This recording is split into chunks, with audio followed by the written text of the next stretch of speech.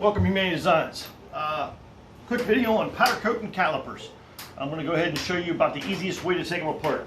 What you need, of course, your caliper taken off, a rebuild kit, because you cannot, well, I'm not going to say cannot. Some people want to say you can do these in the oven at 400 degrees and it won't hurt the seals. Not this guy. Take them completely apart. But anyway, back to my point. So, to take the pistons out, here's a quick little trick. Air gun. Wooden blocks, various sizes. You'll find some have a single piston, some like these have 4 pistons, so you got to try to get them both out at the same time, or work them back and forth. So what you don't want to do is you don't want to grab a hold of these and just rip them out with a pair of pliers, because then you'll score the piston up, and when you go to put your new seals in, they'll leak like a sieve. So various blocks, various skinny sizes. Get a couple different sizes, whatever you feel like will work for you. I like to start with just a square 2x4.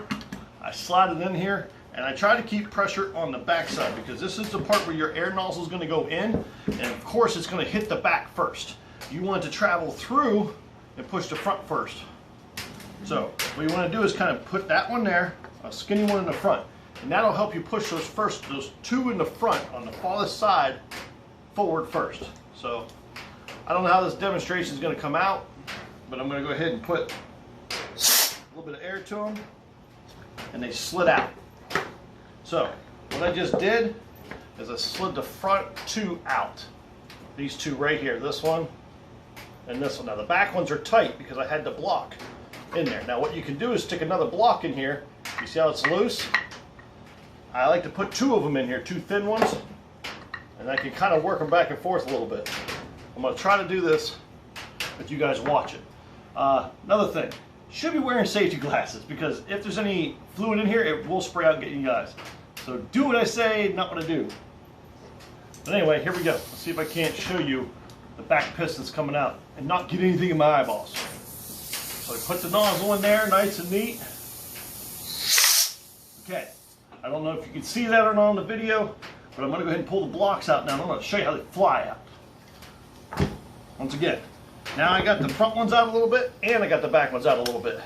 Right here and right here. Now I'm going to go ahead and throw air to it, and I'm going to show you why the wooden blocks come in handy. Because what you're going to do is you're going to blow one out, and then the other 3 would stay in. So the wooden blocks allow you to kind of push them in and out. So I'm going to go ahead and show you what happens if you would just put the air nozzle to it. Then you're going to be pushing it back in, and you're going to be playing with it quite a bit. Now watch. Gets made a liar on me. Oh, that's because it popped one out. See, there it is. And now the problem is, now you have all the air going through one chamber and not pushing 4 equally. So when you get this problem here, you actually got to put the cylinder back in. Now look how bad these things are. They're dry rotted. And that's the reason why you almost always want to replace these seals anyway. So now I have 3 other ones that aren't exactly out. The back one ain't too bad, so I'm going to push this back in the hole just enough. So it's back in there just enough. So I'm going to go ahead and throw another block in here, maybe 2, and see if I can't get the front ones to come out a little bit. So there'll be a little tiny gap in there, just a little gap. You see there's play? So what I'm going to do now is I'm going to go ahead and put this back in here, see if I can't get these 2 front ones to push through a little bit. But that's basically the gist. You got to go ahead and keep working it back and forth, moving these things around, and then you're going to get to the point where, yeah, you can grab them with a pair of channel locks, but you don't want to score them, you don't want to yank on them. You just want to ease them out. Or if there's a lip on them, a lot of times, like these ones here had this thing here, you can take that and just kind of wedge a screwdriver in that tiny little lip and just work them out. So that's my helpful tip on tearing brake calipers apart. I'm going to go ahead and take some pictures and show you as I go with doing this. Tearing them apart, I'll take a picture, show you guys how to tape them off, the bolts, and how to go ahead and plug all your holes for your threads. So I hope you enjoy. If you like the video, go ahead and give me a like. Subscribe if you want to, it ain't no big deal. This is more informative for you guys. I'm not really doing this to make money. So hope you guys learned something. Hope this helps a little bit. Watch my steps and you'll see the final. Thank you guys for watching. All right, see ya. Once again, need to be a better camera guy.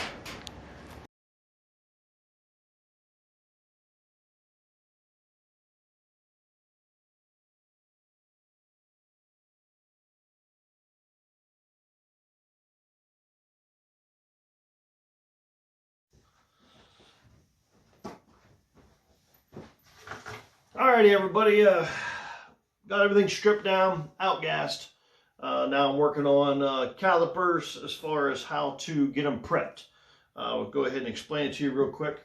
This here is a high temperature tape.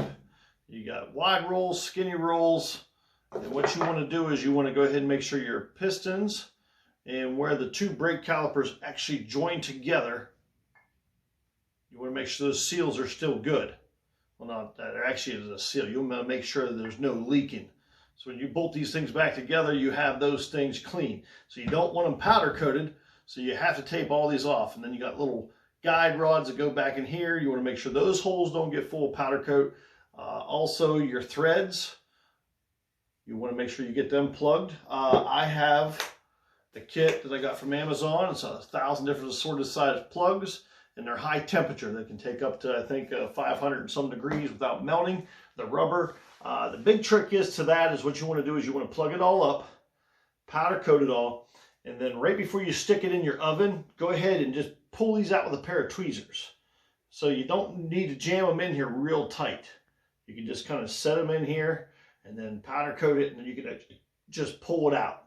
So the reason for that is that way you're not trying to clean these off, because they're going to get powder coat on, they're going to get heated, and then they're hard to get off. Acetone really helps take it off, but it's really easy if you just take it off now. So powder coat it first, pull it out nice and easy with tweezers. It makes it much cleaner. So I'm going to go ahead and show you a time-fast video of me actually prepping one of these, taping it off, cutting it, and then I also use tin foil. I like to use tin foil on the bolts. So I put these in backwards, but you don't want all this powder coated on that bolt. So I actually take and cut it out and I wrap it around the bolt like such. And then that allows me to take the tin foil off after we're done powder coating, just by peeling it off, and then this bolt will be clean, the threads will be clean. If you get a little on the threads, it ain't too hateful, but then you can just spin them right back in. And then I actually will hang them right here with the metal, and that allows me to coat the bolt head and not the threads and not the bolt itself. So, all right, I'm gonna go ahead and do a time-fast video. You guys can see this, and then I'm gonna go ahead and shoot these illusion color again. I got a guy, or Dormant by Columbia Coatings. He likes purple. So we're gonna go ahead and get these purple for you. So thanks for watching, and yeah, we'll go ahead and get to the next step for you.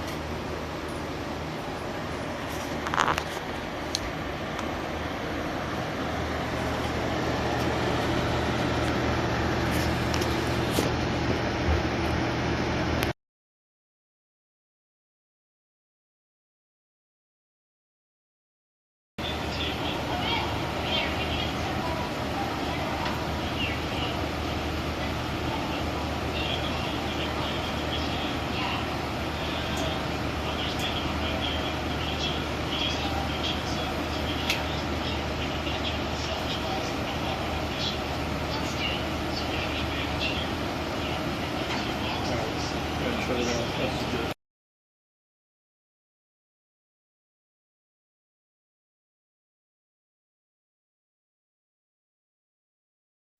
What's going on, everybody? Welcome back to Many Designs. This is putting these brake calipers back together. Kind of wanted to show you how to do it. First things first, of course, get a brake caliper kit. It's going to come with brand new inside rings and seals and outside rings and pistons I took out before, and I powder coated everything. And now we'll go ahead and just show you the gist of putting everything back together. So the first thing you want to do is go ahead and get some, I'm just going to use some like 3-in-1 oil.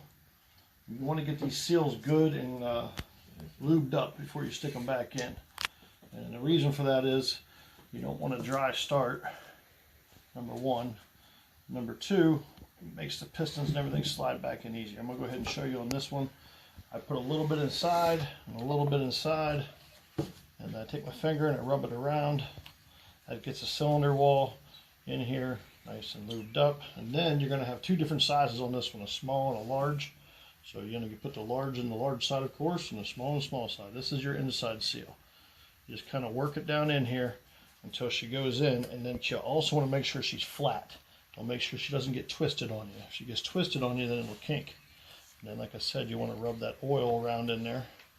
And then the same with the bigger one. You want to kind of lay it in here. And it should just fall in place, but like I said, make sure it goes in there flat or square. So that's that. Then you want to take the piston. You want to make sure you get it good and oiled up.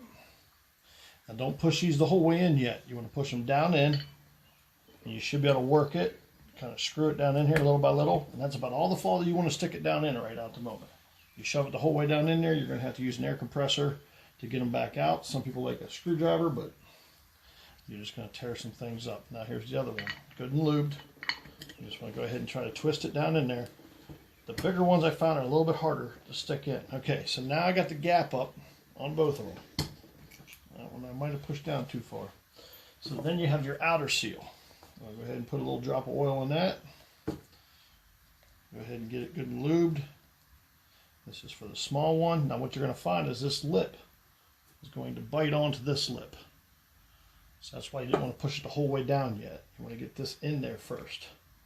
So you go ahead and get that in that first lip, and you'll hear it pop down in. There she goes. You should be able to spin it. Now you can go ahead and push the outer seal in as well. And like I said, as long as you have enough lube on it, it shouldn't be too tough. And they do take a little bit of working. Now you can go ahead and push that piston the whole way down in. Now you have a nice clean look. And like I said, I always try to wipe them clean after powder coat. Alright, so on to the big one. It's already in there. I'm going to grab the other big seal, put a drop in it, work it in there. Same with this one. You're going to work this right over top that lip. See, it snapped in there. Now you're going to work the piston down in a little bit more. These ones here are a little tougher. It went down. And then you're going to work the outer part of the seal in.